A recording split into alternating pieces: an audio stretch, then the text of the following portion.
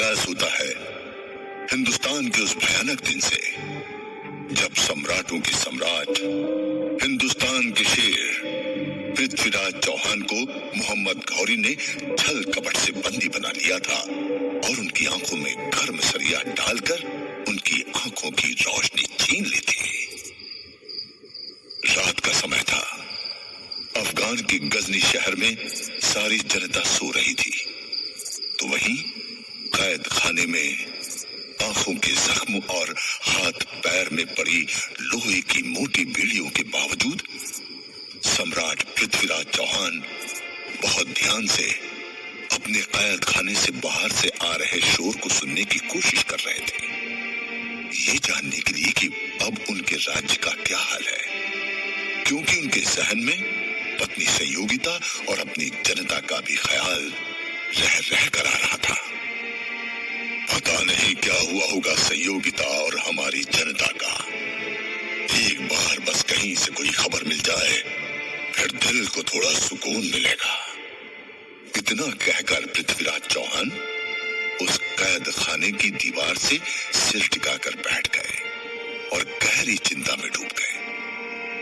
इतने गहरे जख्मों और इतनी पीड़ा झेलने के बाद भी सम्राट पृथ्वीराज चौहान का चेहरा शौर्य से दमक रहा था, मानो उन्हें आंखों में मिले इन जख्मों का दर्द महसूस ही ना हो रहा हो। तभी वहां कैद खाने की तरफ किसी के आने की आहट हुई। उस शख्स ने जब सम्राट पृथ्वीराज चौहान को जख्मी देखा तो उससे रहा नहीं गया और वो सम्राट के कैद खाने की सलाखों की तरफ बेचैन कदमों से बढ़ने लगा। लेकिन जैसे जैसे उसके कदम सम्राट की तरफ बढ़ रहे थे, सम्राट को कुछ अजीब महसूस हो रहा था। अब वो शख्स उन सलाखों के एकदम करीब आ गया और उसने दस्तक दी। दस्तक करने वाले शख्स ने अपना चेहरा ढक रखा था। वो शख्स अभी सम्राट के और पास पहुंचता कि इतने में सम्राट ने अपनी जगह से उठते हुए कहा, कौन है यहाँ? जो भी है भूलो मत। मेरी आंखें भले ही ना हो, पर मैं अब भी तुम्हें एक पल में मिट्टी में मिला सकता हूँ। और हाँ, मैं तुम्हारे सुल्तान की गुलामी कभी स्वीकार नहीं करने वाला, ये बता दो अपने सुल्तान को। पृथ्वीराज के ये कहते ही वो शख्स अपनी जगह पर ही रुक गया और फिर उसने एक अलग अंदाज में उनको जवाब दिया, सम्राट, ये क्या हाल कर दिया है आपका इस जालिम ने? उसे आपके किए एहसान भी याद न रहे?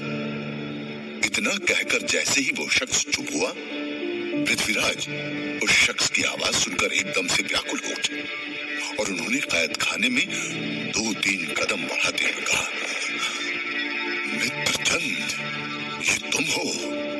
कहाँ हो मेरे मित्र? पास आओ, मेरे गले लग जाओ। ये शख्स चंद बरदाई था, सम्राट पृथ्वीराज चौहान का मित्र और उनका राज कवि।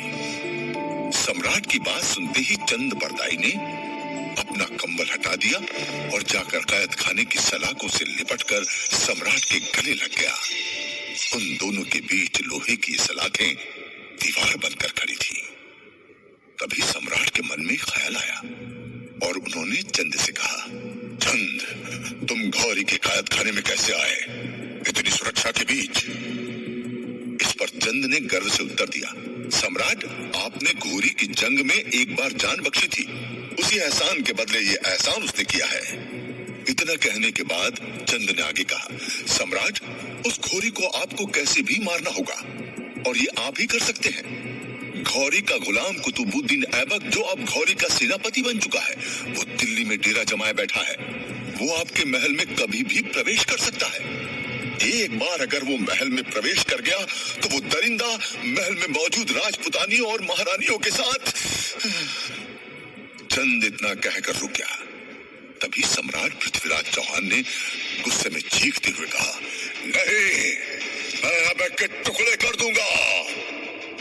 सम्राट को गुस्से में देख चंद ने उन्हें संभाला और फिर सम्राट ने चंद से पूछा, चंद, तुमने अभी अभी कहा कि मैं मोहम्मद घौरी को मार सकता हूँ, पर मैं ये कैसे करूँ? मैं तो यहाँ बंदी बना हुआ हूँ। सम्राट की बात सुन चंद ने धीमी आवाज में कहा, मैंने इस बारे में सब कुछ सोच लिया है। बस आप कल सुबह तैयार रहिएगा सम्राट। कल दिन का समय हम दोनों के लिए बहुत खास होने वाला है। मैं अभी चलता हूँ। इतना कहकर चंद और सम्राट उन्हीं सलाखों की दीवार के बीच से गले मिले और फिर चंद वहां से चले गए। उनके जाने के बाद सम्राट कैद खाने में बैठे बैठे अपने मित्र चंद बरदाई की बातों पर गौर करने लगे कि कल का सूरज कौन सी क्रांति लाने वाला है। एक तरफ सम्राट पृथ्वीराज चौहान अफगान के गजनी शहर के कैद खाने में युद्धबंदी थे, तो वहीं दूसरी तरफ दिल्ली में सम्राट पृथ्वीराज चौहान की प्रिय पत्नी संयोगिता अपने पति की सलामती की खबर पाने के लिए बेचैन अपने कक्ष में यहाँ वहां टहल रही थी। कभी वो खिड़की से बाहर पूरे राज्य की तरफ देखती, तो कभी आसमान में चांद को देखकर अपने पति के बारे में सोचती। उन्होंने काफी देर तक सोचने के बाद खुद से कहा, हे सम्राट पृथ्वीराज, आज आप भले ही दुश्मनों के बंदी हैं, मगर आपके शौर्य ने आज ना जाने हिंदुस्तान में कितने और पृथ्वीराज चौहान को पैदा किया है, जिनका रोम रोम आज इस महल को, इस राज्य को, उस घोरी के सेनापति कुतुबुद्दीन ऐबक की बुरी नजर से बचाने के लिए मर मिटने को तैयार है। ये कहते हुए महारानी संयोगिता ने अपने बगल में रखी तलवार को उठा लिया और तलवार की धार को अपने अंगूठे से लगा दिया, जिससे उनके अंगूठे से रक्त टपकने लगा। अब अपने रक्त की बूंद अपनी मांग में लगाते हुए गर्व से कहा, ये खून नहीं आपके शौर्य का निशान है, जिसके आगे कोई दुश्मन न टिके वही पृथ्वीराज चौहान है। तभी एक सेविका भागती हुई उनके कक्ष में आई। महारानी साहब, उसने इतना ही कहा था कि तभी संयोगिता उसकी तरफ मुड़ी और उन्होंने देखा कि सामने खड़ी सेविका काफी चिंतित दिखाई दे रही है। उसके चेहरे के भाव को देखते हुए महारानी संयोगिता ने पूछा, क्या बात है, सब कुशल तो है? उनकी बात सुन घबराई हुई सेविका बोली, अफगान के गजनी शहर से खबर आई है महाराज के बारे में। अब उस सेविका ने अपनी नजरें झुका ली और उसके चेहरे पर डर साफ दिखाई देने लगा। सेविका के चेहरे पर उभरे डर को देखकर महारानी संयोगिता उसके पास आई और उन्होंने कहा, डरो मत, जो भी है बेखौफ होकर बोलो मत कि तुम पृथ्वीराज चौहान की महल की सेविका हो। अपनी महारानी संयोगिता से हिम्मत पाकर सेविका ने तुरंत ही कहा, जी महारानी साहब, खबर आई है कि उस घोरी ने महाराज साहब की दोनों आंखें छीन ली। सेविका के इतना कहते ही मानो संयोगिता का दिल कांप उठा। चारों तरफ माहौल एकदम शांत हो गया। एक पल के लिए महारानी संयोगिता की आंखें नम हो गई, पर अगले ही पल उन्होंने अपने आंसुओं को पोंछा और चेहरे पर एक अभिमान के भाव लाते हुए कहा, घोरी सुल्तान नहीं, मूर्ख है मूर्ख। उसने सम्राट की आंखों की रोशनी नहीं छीनी है, बल्कि अपनी जिंदगी में अंधकार को निमंत्रण दिया है। ये कहते कहते महारानी संयोगिता गुस्से की आग में दहक उठी और फिर उन्होंने हाथ में ली उस तलवार की धार को अपनी मुट्ठी में भींच लिया, जिससे उनकी हथेली से खून की धारा बहने लगी। सेविका ने जैसे ही ये देखा तो वो कुछ कहने को हुई, पर तभी संयोगिता ने हाथ से उसे रोकते हुए कहा, वीना, जाओ महल में जितनी भी स्त्रियां हैं और महाराज की अन्य रानियां हैं, उन सभी को सभा भवन में इकट्ठा करो, क्योंकि मैंने जहां तक सुना है, एक बार घोरी जब राजा को पराजित कर देता है, उसके बाद उसकी बुरी नजर उनकी रानियों पर और महल की स्त्रियों पर होती है, जिसके साथ वो पाप करता है, और इसलिए शायद उसका सेनापति कुतुबुद्दीन ऐबक इस महल पर नजर टिकाए बैठा है। पर हम भी राजपूतों का खून है, हम किसी को भी इन पापी इरादों में कभी सफल नहीं होने देंगे। कहते कहते महारानी संयोगिता रौद्र रूप में आ गई। उनके इस रूप को देख सेविका बाकी सबको उनका संदेश देने चली गई। एक तरफ दिल्ली के महल में महारानी संयोगिता ने अपने मन में दृढ़ संकल्प ले लिया था, तो वहीं दूसरी तरफ गजनी के सुल्तान मोहम्मद घौरी का सेनापति कुतुबुद्दीन ऐबक दिल्ली के इसी महल की तरफ नापाक इरादों से बढ़ा चला रहा था। उसकी फौज महल की तरफ बढ़ रही थी। इस वक्त सुबह के 3 बज रहे थे और अंधेरे में भी उसकी फौज का साया पृथ्वीराज के दिल्ली के महल पर पड़ रहा था। तभी ऐबक के खास गुलाम ने कुतुबुद्दीन से अपने मन की बात कही, सूरज उगने से पहले ही हम रात में ऐसा हमला करने जा रहे हैं, क्या ये सही है? ये सुनते ही कुतुबुद्दीन ऐबक गुस्से से दहक उठा ने अपने गुलाम की तरफ देखते हुए कहा, सही गलत, न्याय अन्याय में नहीं जानता। मैं तो बस इतना जानता हूं कि मुझे पृथ्वीराज चौहान की पत्नी अपने हरम में चाहिए, हर हाल में। जी जहांपनाह, मैं अच्छे से समझ गया, गुलाम ने जवाब दिया। इसके बाद कुतुबुद्दीन ऐबक ने अपने सैनिकों को देखकर चिल्लाते हुए कहा, सिपाहियों हमला करो महल पर, यही सही वक्त है। ये सुनते ही सारे सैनिक हाथ में तलवार लिए आगे बढ़ने लगे।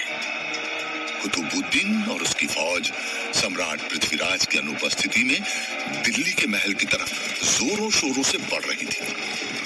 अभी कुतुबुद्दीन के सारे सैनिक जो पूरे जोश में महल पर हमला करने के लिए आगे बढ़ रहे थे, वो एकाएक रुक गए। उनको ऐसा रुकता देख कुतुबुद्दीन, जो सेना के बीच में था, उसने घोड़े को रोकते हुए पूछा, तुम सब रुक क्यों गए? सामने जो भी आए कुचल डालो उसे, मगर रुकना नहीं। तभी कुतुबुद्दीन के पास उसका सेनापति आया और बोला, पर हम कैसे हमला करें? ये सामने इतनी बड़ी खाई है, हम इसे कैसे पार करें? उस आदमी की बात सुनते ही कुतुबुद्दीन ने किले से पहले पड़ने वाली खाई का मुआयना किया। खाई काफी गहरी थी और उसे ऐसे ही पार नहीं किया जा सकता था।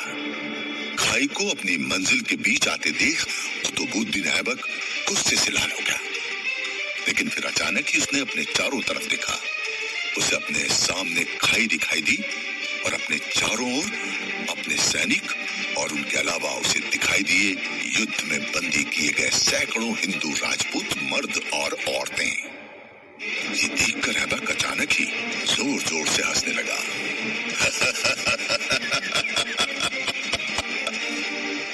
आखिर क्या आया ऐबक की शैतानी दिमाग में युद्ध में बंदी हिंदू मर्द और औरतों को देखकर? और कैसे करेगा ऐबक इस खाई को पार? जानने के लिए सुनते रहिए